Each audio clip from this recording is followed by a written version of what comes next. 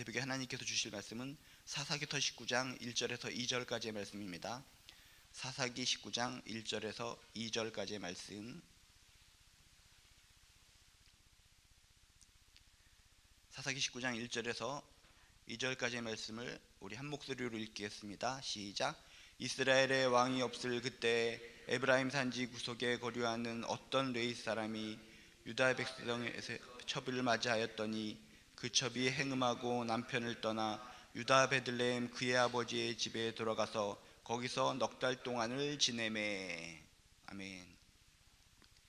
오늘 말씀은 사람들이 하나님을 버리고 하나님을 무시하고 자기 멋대로 살면 어떤 현상이 벌어지는가에 대해서 상징적으로 우리에게 이야기를 해주고 있습니다. 우리가 성경을 읽을 때마다 성경 말씀이 모두 중요하고 정말 우리들 삶 속에 정말 필요한 말씀들인데, 특히 우리들이 삶 속에 중요하고 또 중요하다는 것을 알려주기 위해서 표현하는 방법들이 여러 가지가 있습니다. 그 중에 하나가 반복입니다. 여러분이 성경을 읽다가 똑같은 내용이 또 나왔네, 말이 반복해서 사용되고 있네 라는 것을 읽으면은 하나님께서 우리에게 정말 이것은 우리들이 꼭 기억해야 되고 정말 중요하구나 라는 것을 알려주기 위해서 반복해서 이렇게 사용하고 있구나 라고 깨닫고 좀 더 귀를 기울여서 마음을 열어서 그 말씀을 담으시면 됩니다. 또 성경이 중요한 내용들에 대해서 또 어떻게 우리에게 알려주는가, 예를 들어서 어떤 사람, 어떤 스토리, 그런 예를 들어서 우리에게 설명할 때가 종종 있습니다. 성경에 보면은 어떤 예를 들어서 어떤 인물을 통해서 이야기가 전개된다면 특히 우리에게 좀 더 심도 깊게 중요하게 뭔가를 인지시켜주기 위해서 성경에서 그런 내용이 나오는 것이구나 라고 체크하시면 됩니다. 그리고 또 우리들에게 중요한 것을 더 깊이 알려주시기 위해서 어떤 방법을 사용하고 있는가 봤더니 아주 리얼하게, 아주 적나라하게 어떤 사건에 대해서 쭉 전개하는 경향이 있습니다. 우리가 읽을 때 이런 내용 별것도 아닌 내용 같은데 왜 이렇게 자세하게, 세밀하게, 리얼하게 이렇게 성경에서 말씀을 전개할까? 이런 정도의 내용은 너무나 거북하고 답답하기 때문에 한두 줄 정도로 하고 넘어갔으면 좋겠는데, 정말 지루하다시피 읽으면 정말 심장이 벌렁벌렁 거리다시피 너무나 리얼하게, 너무나 적나라하게 그렇게 성경에 기술되는 내용이 있을 때가 있다는 것입니다. 그러면은 정말 우리들에게 정말 중요한 내용이기 때문에 이렇게 아주 적나라하게 세밀하게 묘사하고 있구나 라고 체크하시고, 정말 읽기가 거북하더라도 읽으면서 절대로 이렇게 살면 안 되고 정말 하나님이 뜻하는 대로 살아가야 되겠다라고 하는 교훈을 얻으시면 될 줄로 믿습니다. 사사기 19장의 내용이 바로 그런 겁니다. 사사기 19장의 내용을 보면 하나님을 버리고 하나님을 무시하고 자기 멋대로 살면 어떤 현상이 벌어지는가에 대해서 정말 노골적으로, 적나라하게, 상징적으로 반복하면서 우리들에게 설명을 해주고 있습니다. 읽기는 거북하고 읽을 때마다 토가 나올 것 같고 정말 가슴이 찢어지는 통증이 있지만 읽으시고 이 시대가 정말 하나님이 버린 시대가 아닌가, 정말 하나님을 갖다가 무시하고 사는 시대가 이 시대가 아닌가, 이 시대의 특징하고 이 성경에 나오는 시대하고 견주어 보면서 정말 눈물을 흘리면서 우리는 애곡하고 정말 통회하고 더욱더 하나님을 붙들고 열심히 살아가야 될 줄로 믿습니다. 오늘 말씀에 보면 먼저 이렇게 시작합니다. 이스라엘의 왕이 없을 그때, 이스라엘의 왕이 없을 그때. 문자적으로 보면은 이스라엘에 사람의 왕이 없었구나 라고 생각할 수도 있겠지만, 여기는 의미심장하게 미묘하게 우리들에게 던져주는 메시지가 있습니다. 이스라엘의 왕이 없을 그때, 이것은 무슨 의미인가? 이스라엘이 하나님을 버렸다, 하나님을 버린 시대에, 하나님을 버린 그때, 하나님을 버린 이스라엘이 어떤 사회적인 전상을 가지고 살아가게 되느냐를 일깨워주기 위해서 이스라엘의 왕이 없을 때, 이스라엘의 사람들이 하나님을 버리고 살아갔을 때 어떻게 사람들이 타락하고 어떤 문제점이 발생하는가를 알려주시기 위해서 처음에 이스라엘의 왕이 없을 그때라고 우리에게 은근슬쩍 던져주고 있습니다. 진정 하나님을 버리고 사는 시대, 하나님을 무시하고 사는 시대, 자기 멋대로 막 살아가는 시대에는 어떤 특징들이 발생하는가? 오늘 1절에 보면 먼저 이렇게 얘기합니다. 에브라임 산지 구석에. 표현이 참 재밌습니다. 에브라임 산지 구석에, 깊은 구석에 거기에 머물고 있는 거류하는 어떤 레위 사람이 있었다라고 성경은 소개합니다. 어떤 내용을 설명할 때 상징적으로 성경 말씀을 던져줄 수 있다고 그랬습니다. 예를 들어서 이게 무슨 의미입니까? 레위 사람이라는 것은 뭡니까? 레위는 예배의 집행자, 제사장 임무를 수행할 수 있는 사람, 이런 것이 바로 레위 사람입니다. 그럼 레위 사람이 뭡니까? 레위 사람이 산속에 숨어 살았다는 것은 무엇입니까? 자신의 역할을 하지 않고 살았다. 그 시대가 하나님을 버리고 사는 시대이기 때문에 예배드릴 이유가 없어졌다는 것입니다. 모든 사람들이 하나님을 버리고 사는데 레위인이 뭘 예배를 집행하겠습니까? 사람들이 하나님께 나와 예배를 드려야지 레위인이 정말 하나님 앞에서, 그들 앞에서 중재자가 되어 예배를 집행할 텐데, 모든 사람들이 하나님을 다 무시하고 버리고 살던 시대였기 때문에 이 레위인조차 예배 드릴 수도 없었고 예배 드리는 사람도 없었기 때문에 산속구석에 처박혀 살았다는 것입니다. 하나님을 버리고 살면, 하나님을 무시하고 살면 어떤 일이 벌어지는가? 예배 드릴 이유가 사라지기 때문에 예배가 무너져 버린다. 이 시대 돌아가는 것을 바라보면서 과연 전 세계 곳곳에서 우리나라에서 벌어지는 현상을 여러분 돌아보시기 바랍니다. 과연 예배가 무너지고 있지는 않는가? 진짜 하나님을 버리고 살면, 하나님을 무시하고 살면 그 시대의 특징이 하나가 무엇인가? 예배가 무너진다. 왜? 하나님을 섬길 만한 이유가 사라지니까. 하나님이 어디 있어? 보이지 않는 하나님에 대해서 못하러 예배드려. 환경이 이런데, 시대적인 상황이 열악해 죽겠는데 무슨 예배야? 오늘 말씀, 에브라임 산지 구석에 거류하는 어떤 레인이 있었다 라고 하는 이런 상징적인 의미를 통해서 하나님을 버리고 살면, 하나님을 무시하고 살면, 자기 멋대로 막 살아가면 어떤 현상이 일어나는가? 예배가 무너진다. 이 사실을 기억하시면서 이 시대 돌아가는 거, 혹시 예배가 무너지는 것을 여러분이 눈으로 목격하고 어떤 언론을 통해 깨닫게 된다면, 아, 이 시대가 하나님을 버리고 살아가는 시대이구나, 하나님을 무시하고 자기 멋대로 살아가는 안타까운 시대이구나 라고 하는 것을 깨닫고 경각심을 가지시고 더욱더 예배 회복을 위해, 진실된 예배를 위해 노력하는 저나 여러분 되시기를 주님의 이름으로 축복합니다. 또한 오늘 말씀에 보면 상징적으로 하나님을 버리고 사는 시대의 특징에 대해서 이렇게 얘기합니다. 그렇게 에브라임 산지 구석에 머물러 있는 어떤 레위 사람이 유다 베들레헴에서 첩을 맞이하였다. 리얼하게 이야기를 합니다. 제사장이, 레위인이, 영적 지도자 역할을 해야 될 사람이 첩을 맞아야 했다, 소실을 맞아야 했다. 이것은 무엇을 뜻하는 것입니까? 거룩함의 종말을 의미하는 것입니다. 종교적인 타락상을 의미하는 것입니다. 거룩함, 하나님을 예배드리는 곳, 하나님을 섬기는 곳의 핵심은 바로 거룩함입니다. 구별됨입니다. 그런데 이런 레위 사람이 첩을 맞아야 했다, 소실을 맞아야 했다, 쾌락을 위해서 어떤 여자를 맞아야 했다라고 하는 것은 그 시대의 거룩함의 끝이다, 거룩함의 종말이다, 더 이상 하나님 앞에서 구별된 사람이 없어지는 시대다 라고 하는 것을 우리에게 증거하고 있다는 것입니다. 하나님을 무시하고 사는 시대, 자기 멋대로 살아가는 시대, 하나님을 버리고 살아가는 시대의 특징은 무엇인가? 거룩함이 무너진다, 거룩함의 종말을 구한다. 하나님께서는 사람들을 향해서, 하나님의 백성들을 향해서 구별되게 살아라, 거룩함을 지켜라, 내가 거룩하니 너희들도 거룩하여라 라고 하나님께서 말씀하고 계신데, 그 거룩함이 사라지는 시대, 거룩함이 추락하고 무너지는 시대가 하나님을 버리고 자기 멋대로 살아가는 시대의 특징이라는 것입니다. 뉴스를 보고 언론을 보고 여러 가지 교회들의 상황들을 보시기 바랍니다. 무너지는 교회, 쓰러지는 교회, 거룩하게 영적인 역할을 감당해야 될 사람들이 더욱더 처참하게 무너지고 쓰러지고 우리의 가슴 속에 통증을 일으키는 사건들을 보게 된다면, 아, 이 시대가 과연 하나님을 버리고 하나님을 무시하고 살아가는 시대가 아닌가 체크해 보시고 눈물을 흘리며 거룩함이 종말되고 거룩함이 무너지는 이 현상 속에서 정말 반듯하게 나라도 하나님 앞에 구별되게 거룩함을 회복하며 살아가시기를 주님의 이름으로 축복합니다. 이 땅에 많은 영적 지도자들이 정말 거룩함을 무너뜨리고 막 살아가고 있다면, 내가, 깨달은 내가 통곡하는 마음으로, 애통하는 마음으로, 주여 이 땅의 영적 지도자들이 거룩함이 종말되지 않도록 주여 회복시켜 주시옵소서. 깨어있는 자가, 하나님을 경외하는 자가 온전히 바로 설 수 있도록 주여 역사하여 주시옵소서. 이 땅의 거룩함이 무너지는 것에 대해 애통하면서 깨어있는 내가 기도하시기를 주님의 이름으로 축복합니다. 또한 하나님을 버리고 하나님을 무시하고 자기 멋대로 막 살아가는 시대, 그 시대적 상황의 특징은 무엇인가? 2절에 보면 또 이런 표현이 있습니다. 그 첩이 행음하고 남편을 떠나. 이 레위인이라는 사람이 첩을 맞이하고 그 자체도 이게 타락이고 문제가 있다고 했는데, 그 첩은 또 무슨 행동을 했는가? 그 첩이 행음하고 남편을 떠났다. 이 첩이란, 소실이란 사람도 남편이 있음에도 불구하고 음행을 저지르고 쾌락을 저지르고 친정으로 도망쳤다라고 성경은 이야기합니다. 이것은 무엇을 뜻합니까? 개인과 사회의 윤리적인 타락상, 거룩함만 무너진 것이 아니라 일반적인 사람들의 도덕적인 기준도 무너진 시대가 바로 하나님을 버린 시대의 특징이다라고 하는 것을 우리에게 일깨워주고 있습니다. 표현도 재밌습니다. 그첩이 행음하고 쾌락적으로 마구잡이로 살아가면서 남편을 떠났다, 성경은 떠났다라고 표현을 하고 있지만 리얼한 표현으로 도망쳤다는 것입니다.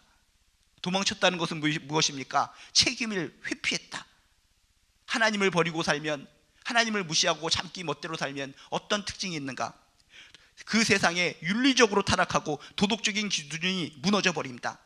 무조건 책임을 회피하고 도망치면 되는 것이라고 생각하는 시대가 된다는 것입니다. 이 시대의 현실을 바라보시기 바랍니다. 과연 도덕적으로 깨끗합니까? 윤리적으로 무사합니까? 안전합니까? 모든 사람들의 수준 속에 도덕적으로 무너지고 윤리적인 기준이 사라져버리고 어떤 문제가 생기고 나쁜 짓을 하면 도망치기에 바쁜 그런 시대가 아닙니까?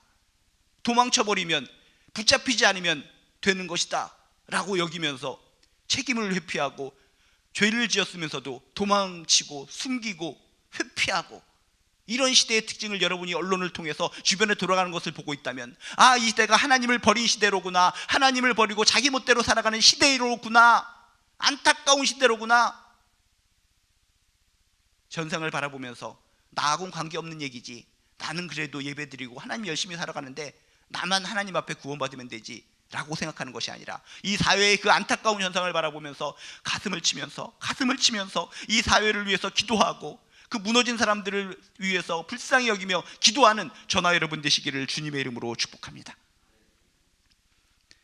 그렇게 그첩이 행음하고 남편을 떠났다. 윤리적으로 타락하고 도덕적인 기준이 무너지고 책임을 회피하는 시대, 그것이 하나님을 버린 시대의 특징이다 라고 성경은 이야기하고 있고, 또 뒤에 이런 표현을 쓰고 있습니다. 유다 베들레헴 그의 아버지의 집에 돌아가서 거기서 넉 달 동안을 지내매 라고 하는 표현을 쓰고 있습니다. 이렇게 나쁜 짓을 저지르고 그의 아버지 집에 돌아갔습니다. 그럼 어떻게 해야 됩니까? 그 아버지는 이러면 안 된다, 그 사람에 대해서, 그 딸에 대해서 다그치고 교훈을 하면서 다시 돌아가거라 라고 이렇게 이야기를 해야 되는데, 그 집에 돌아가서 넉 달 동안이나 그냥 그럭저럭하게 숨어서 그냥 지냈다는 것입니다. 이것은 무슨 표현입니까? 도망 온 딸을 넉 달 동안이나 자기 집에 머물도록 방치했다는 것은, 이 바로 첩의 아버지의 태도는 그 시대가 죄에 둔감한 시대였다. 이게 죄인지 몰랐다. 그러니 뭐 그럴 수도 있지, 여기서도 이곳저곳 쏘다니면서 더욱더 쾌락적으로 살아라, 쾌락을 장려하는 그의 아버지의 모습. 넉 달 동안이나 그런 잘못을 저지르고 온 딸을 방치했다는 것은 이 사회 전체가 죄에 둔감했다라고 하는 것을 우리에게 일깨워주고 있다는 것입니다. 하나님을 버린 시대, 하나님을 무시하고 막 살아가는 시대의 특징은 무엇입니까? 죄에 둔감합니다. 정말 하나님을 섬기고 살아갈 때는 죄에 민감합니다. 세상 사람들이 볼 때 이런 죄, 이게 무슨 죄야 라고 그들은 생각하는데, 믿는 사람들은 우린 민감합니다. 왜? 우리에겐 거룩함이 살아있기 때문에, 하나님을 두려워하기 때문에, 하나님을 경외하기 때문에 어떤 작은 문제에 입새에 있는 바람에도 우리는 괴로워하는 겁니다. 그런데 하나님을 버리고 막 살아가는 시대의 특징은 뭡니까? 입새에 있는 바람에도 이렇게 조마조마하고 괴롭고 죄에 대한 안타까움을 느끼는 것이 아니라, 코끼리가 나를 짓밟을지라도, 공룡이 나를 짓밟을지라도 죄에 둔감한 시대, 그게 하나님을 버린 시대의 특징이라는 것입니다. 넉 달 동안이나 방치함에 하나님을 버리고 살면 죄에 둔감해진다. 죄가 죄인지 모르게 된다. 그게 왜 죄야 하면서 질문을 하는 시대로 변한다는 것입니다.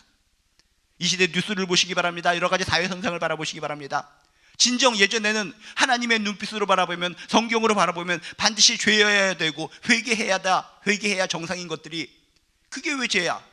모든 사람들이 다수결의 원칙에 의해서 인권이라는 단어를 통해서 심신이 미약하다, 술 먹었으니까 지금은 해롱해롱한 상태에서 했기 때문에 이게 무슨 죄란 말이야, 저 사람도 짓고 이 사람도 하고 저렇게 높은 사람도 저런 짓을 하는데 이게 무슨 죄야? 죄에 둔감해지는 시대의 특성을 바라본다면, 아, 이 시대가 하나님을 버리고 사는 시대로구나, 하나님을 무시하고 살아가는 사회로구나 깨달으시고 눈물을 흘리며 애통하는 마음으로 기도해야 될 줄로 믿습니다. 진정 하나님께서 우리에게 머리를 주신 이유는 무엇입니까? 머리를 주신 이유는 모자 쓰고 다니라고 주신 것이 아니라 생각하라는 것입니다. 하나님의 마음으로 생각하라는 것입니다. 아, 그렇구나, 이 세상에 들러가는 것이 하나님을 버리고 막 살아가는 시대의 특징이로구나.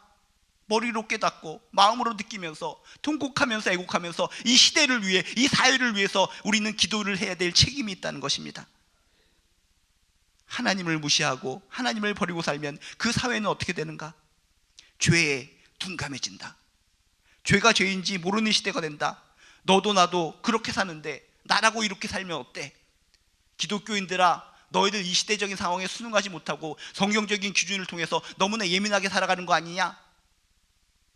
아이고, 이 시대 누구든지 다 동성애를 하면서 살아가는데 너희들은 왜 그렇게 동성애를 반대하느냐? 성경 구태 그 의연한 그런 내용을 가지고 이 시대의 특성에 맞지 않게 살아가는 너희들이야말로 어리석구나 하면서 성경적인 기준으로 하나님의 눈빛으로 살아가는 우리들을 향해서 손가락질하고 무시하고 우리를 핍박하고 박해하는 시대가 바로 이 시대의 특징이 아닌가. 성경은 얘기합니다. 그것은 사회적으로 평이하게 흘러가는 시대의 흐름의 특성이 아니라 하나님을 버린 시대의 특징이다. 하나님을 무시하고 자기 멋대로 살던 시대의 특징이다 라고 성경은 선포하고 있습니다. 우리는 성경을 믿는 사람입니다. 하나님의 살아계심을 믿는 사람입니다. 하나님을 경외하며 살아가는 사람입니다. 세상의 상식의 방침 믿고 살아가는 사람이 아니라 하나님의 말씀을 믿고 살아가는 사람이다 라고 하는 것을 기억하시면서 세상 모든 사람들이 죄에 둔감해서 너희도 우리들의 죄에 둔감함에 편승하라. 너희들도 죄에 둔감하면서 우리와 손잡고 살아가자. 타협을 제시할 때 과감하게 뿌리치고 하나님의 가치관을 가지고 하나님의 생각을 가지고 하나님의 마음을 가지고 당당하게 담대하게 용기를 가지고 살아가는 저나 여러분 되시기를 주님의 이름으로 축복합니다. 하나님의 말씀은 다수결의 원칙으로 변동되는 것이 아닙니다. 이 시대가 자본주의의 사회고 이 사회가 또 어떤 다수결의 원칙, 이 시간에서 모든 사람들, 권위가 있는 사람들의 입술을 통해서 나오는 시대, 언론의 통제에 의해서 살아가는 시대, 이런 것이 아니라 진짜 우리가 하나님을 믿는 사람이라면 하나님의 말씀에 근거해서 하나님을 경외하면서 하나님의 시선을 바라보면서 그 가치관으로 살아가는 시대의 일꾼이 되어야 된다라고 하는 것을 믿으시길 주님의 이름으로 축복합니다. 결론적으로 하나님을 저버리고 살아가는 사회의 특징은 종교적으로 윤리적으로 무법시대가 된다. 악의 지배를 받는 시대이다. 본능에 충실하면서 동물의 세계처럼 살아간다. 성경적으로 보면 노아 홍수 직전 시대의 특징, 소돔과 고모라의 심판이 임박한 시대의 특징, 그것이 바로 하나님을 버리고 살아가는 시대의 특징이라는 것입니다. 창세기 6장 12절에 보면 노아 홍수 이전에 이런 표현이 나옵니다. 하나님이 보신즉 모든 혈육 있는 자의 행위가 부패함이었더라.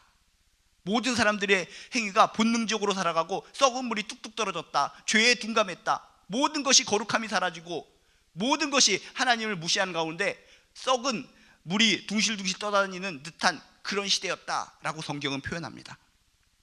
오늘 사사기 이 말씀을 통해서도 하나님을 버리고 살면 노아 홍수 직전, 소돔과 고모라 직전, 심판 직전의 시대하고 똑같다라는 것을 일깨워 주시면서 결국 그 결과는 심판을 받게 될 것이다 라고 우리에게 설명해 주고 있습니다.